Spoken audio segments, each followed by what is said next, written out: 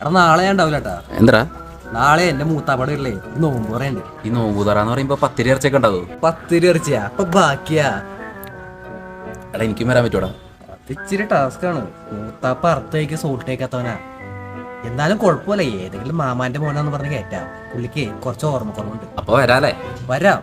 പക്ഷെ നാളെ നീ രമേശ് അല്ല, റിനീഷ്, മുഹമ്മദ് റിനീഷ്. എന്തായാലും വരുമ്പോ നീയെ കുറച്ച് ഫ്രൂട്ട്സ് ആയിട്ട് പോരെ, അതാണ് അതിന്റെ ഒരു ഇത്.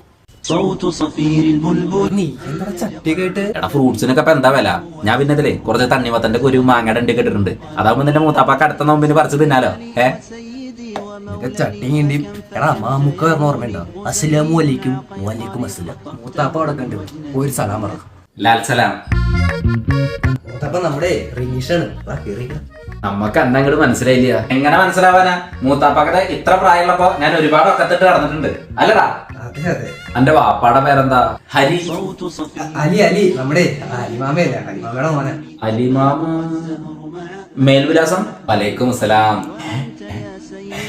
അല്ല ഓനിപ്പോ തറാവീനൊന്നും കാണാറില്ലല്ലോ. തറാവിന്റെ തറാവിന്റെ എന്താ മൊത്തത്തിൽ എന്തോ ഒരു അത്ഭുതത്തുണ്ടല്ലോ. ഒരു മൗലൂദോദിയെ മൂത്താപ്പ കേക്കട്ടെ.